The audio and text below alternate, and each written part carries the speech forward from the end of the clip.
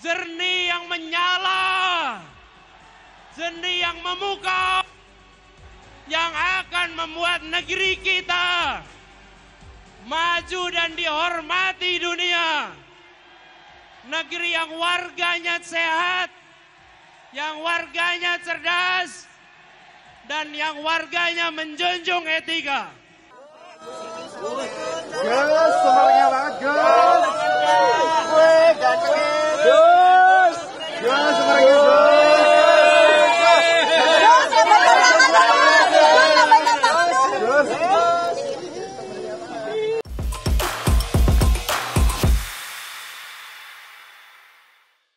Masih ingat tangisan Cak Imin dalam kampanye bersama Anies dulu? Cuplikan video itu viral dan tersebar kemana-mana. Tapi kebanyakan reaksi orang merasa video tersebut lucu.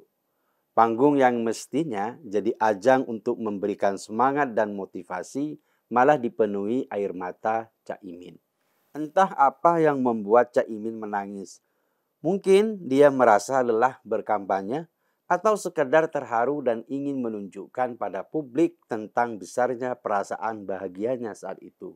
Tangisan itu bisa menjadi simbol dari semua usaha dan pengorbanan yang telah dilakukannya. Dalam menghadapi Prabowo yang merupakan sosok yang kuat dan berpengalaman, Cak Imin mungkin merasa tekanan yang besar. Air mata itu bisa jadi merupakan refleksi dari beban yang ia rasakan dalam melawan narasi dan dukungan yang sudah mapan.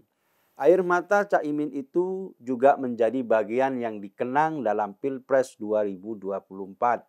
Persaingan ketat waktu itu memang melelahkan dan harus dihadapi dengan perjuangan yang berat.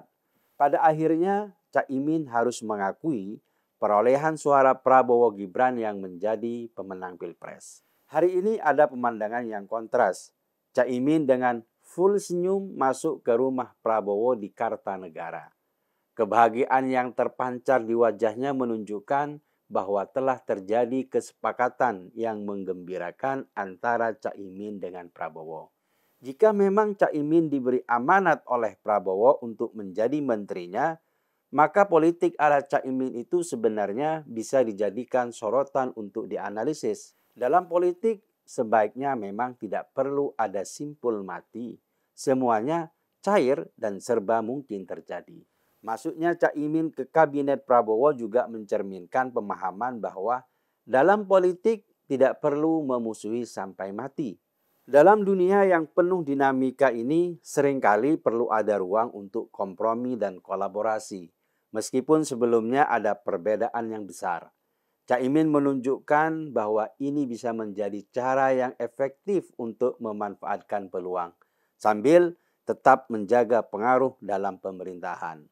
Dengan bergabung dalam kabinet, Cak Imin bisa memiliki peran alih-alih terjebak dalam sikap oposisi yang mungkin tidak menguntungkan. Dalam politik, musuh bebuyutan bisa jadi sekutu untuk tujuan bersama yang lebih besar. Pendekatan ini memungkinkan terciptanya suasana yang lebih kondusif untuk dialog dan kolaborasi. Alih-alih terus-menerus berada dalam posisi defensif atau bahkan memusuhi. Sepak terjang politik Cak Imin di masa lalu adalah perjalanan yang penuh warna dan dinamika. Sebagai salah satu tokoh kunci dalam politik Indonesia, ia telah melewati berbagai fase dari menjadi pemimpin di PKB hingga menjajal posisi di pemerintahan. Apa yang menarik dari perjalanan politiknya adalah kemampuannya untuk beradaptasi dengan perubahan situasi politik yang terus berubah. Politik dalam pemahaman Cak Imin itu happy-happy saja.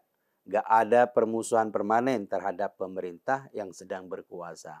Salah satu aspek yang menonjol adalah keahlian Cak Imin dalam menjalin aliansi. Ia dikenal mampu membangun jaringan yang luas, baik dengan partai politik lain maupun dengan tokoh-tokoh penting. Ini membuktikan bahwa ia memahami pentingnya kolaborasi dalam politik, di mana kekuatan tidak hanya terletak pada jumlah suara, tetapi juga pada kemampuan untuk membangun hubungan yang saling menguntungkan. Namun, perjalanan politiknya itu juga tidak terlepas dari kritik. Ada kalanya ia dianggap terlalu elastis dalam sikap politiknya, sehingga banyak yang mempertanyakan komitmennya. Caimin dianggap tidak konsisten dan cenderung oportunistik.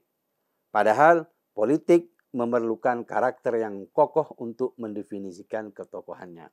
Di sisi lain, sepak terjang Caimin juga mencerminkan perjalanan politik Indonesia secara keseluruhan, yang seringkali diwarnai oleh kompleksitas dan ketidakpastian. Ia menjadi contoh bagaimana seorang politisi harus bisa beradaptasi, berkompromi, dan tetap relevan di tengah perubahan yang cepat.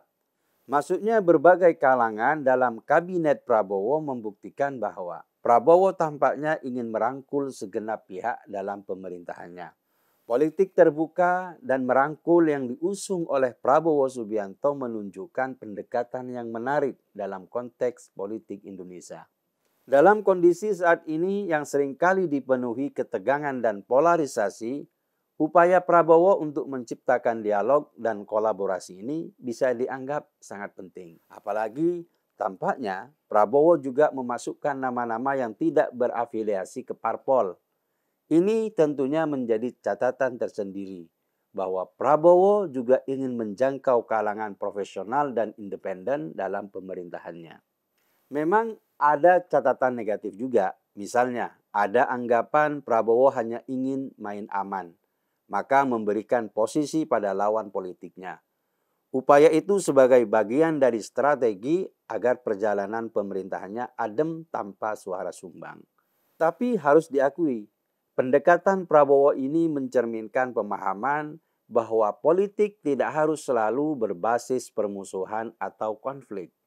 Alih-alih mengedepankan konfrontasi, Prabowo berusaha untuk menjalin hubungan yang lebih harmonis, bahkan dengan pihak-pihak yang sebelumnya dianggap sebagai rival. Ini bisa dilihat sebagai langkah untuk meredakan ketegangan dan membangun konsensus demi kepentingan bersama. Bukan tidak mungkin akan ada banyak rival Prabowo lain yang akan merapat dalam kabinetnya, misalnya Anies dan Ganjar. Karena saat ini pun PKS dan PDIP sudah mengeluarkan tanda-tanda akan merapat ke kabinet Prabowo. Tidak ada alasan mereka untuk tetap berada di luar barisan saat partai utama pendukungnya ada di dalam. Ini memang baru langkah awal. Ada banyak hal yang bisa dinilai dalam perjalanan pemerintahan Prabowo di masa depan. Tapi kehendak untuk merangkul semua kalangan, termasuk rival politik, membuktikan Prabowo ingin menghadirkan situasi politik yang kondusif. Sebagai ukuran pemerintahan yang sehat, ketiadaan oposisi memang akan mengurangi tingkat pengawasan. Tapi masih ada masyarakat dan kelompok LSM yang bisa membantu mengawasi jalannya pemerintahan. Jika ada sinyal yang membahayakan, rakyat bisa bersuara, bahkan turun ke jalan.